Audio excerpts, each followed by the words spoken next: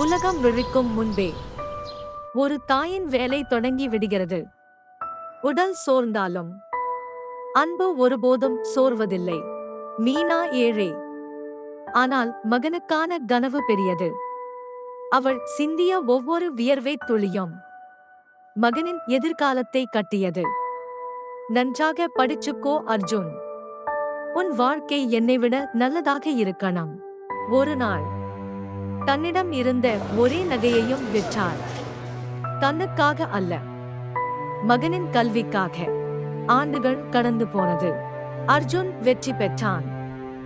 ஆனால் சில நேரங்களில் வெற்றி மனிதனை வேர்களை மறக்க வைக்கிறது. நான் நோயாக இருந்த இரவு முழுக்க என் அம்மா தூங்கவே இல்லையோ. எனக்காக என் அம்மா வாழ்க்கையே தியாகம் செய்தார்கள். பல வருடங்களுக்கு பிறகு அவன் மனசாட்சியே அவனை கேட்க ஆரம்பித்தது. அந்த புத்தகத்தில் இருந்த ஒரு வரி அவன் வாழ்க்கையை மாற்றியது. அம்மா, என்னை மன்னிச்சிடுங்க அம்மா. என் வெற்றிக்கான காரணத்தை மறந்துட்டேன். நீ திரும்பி வந்துட்டே, அதுவே எனக்கு போதும். ஒரு தாய் எதையும் கேட்க மாட்டாள், ஆனால் அவள் எல்லாவற்றுக்கும் தகுதியானவள்.